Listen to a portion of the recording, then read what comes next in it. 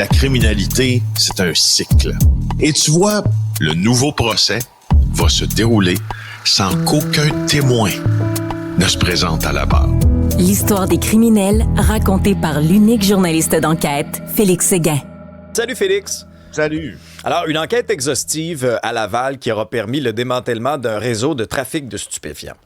Oui, et il faut le souligner parce qu'il y a, disons, quelques particularités à ce réseau-là. Il opérait d'ailleurs à partir d'un restaurant, c'était le point de convergence pour mener à bien leurs opérations.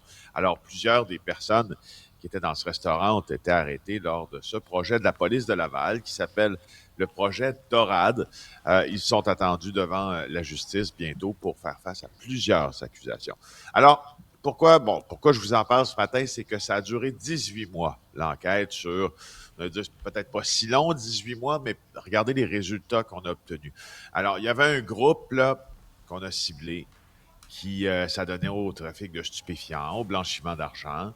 Et là, on a divisé l'enquête en 4 phases. On a commencé par les résidences, les véhicules, les établissements commerciaux à Laval, Montréal et dans les Laurentides. Et ce qu'on a saisi, là, c'est incroyable. 3 immeubles d'une valeur de 2,8 millions de dollars, 5 véhicules, plus de 300 000 dollars en biens de luxe. C'est beaucoup, là. C'est quand même pas mal. Oui.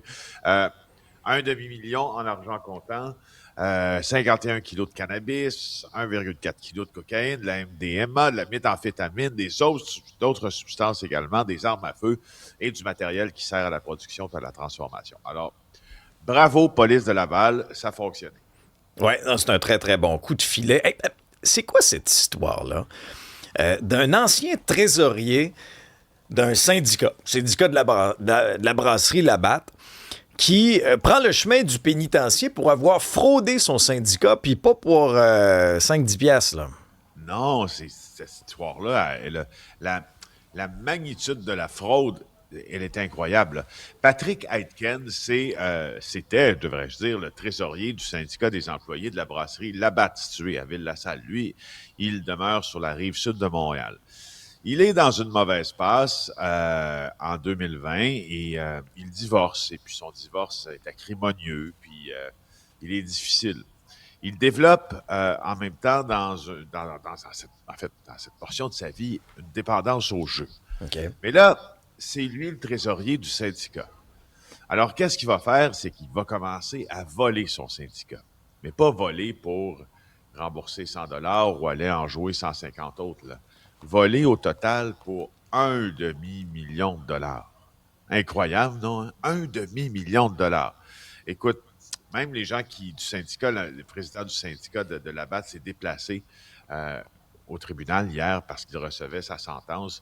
Il dit, c'est pas de mauvaise personne, Patrick.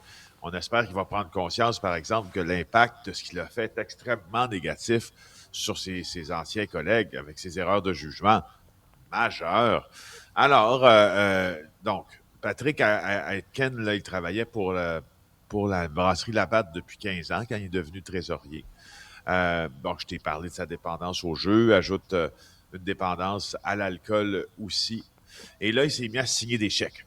Puis il les encaissait là, parfois là, directement plusieurs fois par semaine. En 18 mois, il a volé 1,5 million. Mais c'est ça, Félix, moi, que je comprends pas dans cette histoire-là, parce que le montant est comme astronomique, là, 500 000 $. Je comprends qu'il est trésorier, mais il n'y a pas d'autre. Mais mettons, tu signes un chèque, tu sais, des fois, dans une organisation, on est plusieurs, là, tu sais, à valider la signature d'un chèque. Est-ce que il y a le geste qui a été posé, puis il en paye le prix, là, sur le plan judiciaire, mais est-ce que les mécanismes autour pour prévenir une fraude comme ça, est-ce que c'est adéquat? Moi, je me questionne. En tout cas, il semble avoir des pare-feux là, qui existent plus ou moins au syndicat des employés de Labatt. Là, ça, c'est à eux de s'organiser. Là. Si le trésorier est capable de se faire des chèques sans que personne ne les voit passer, il y a quelqu'un qui les a vus passer. Sauf que là, je suis d'accord avec toi qu'il manque peut-être un peu. J'espère qu'ils ont serré ça. Hein? Alors, il a démissionné, lui, de chez Labatt en 2023. Il a été accusé 2 ans plus tard. Il a avoué ses crimes. Il nécessitait un soutien psychologique qui n'a pas reçu malgré la recommandation d'un expert. Et là, il y a des risques de récidive, avertit juge François Blanchette si sa problématique est toujours pas réglée.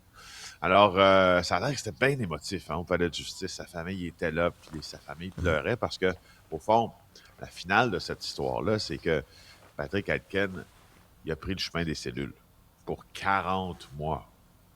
Quand même, hein? Il va rembourser 10 000 $ par année pendant 10 ans. Alors, c'est ça. Comment conclure en disant que c'est une très mauvaise idée qui se termine d'une très mauvaise façon? Ouais, mais c'est là qu'on voit là, toutes les spirales de dépendance, à quel point là, ça peut t'entraîner vers le fond assez rapidement. En tout cas, c'est une douloureuse histoire. Merci, Félix. Salut! Merci.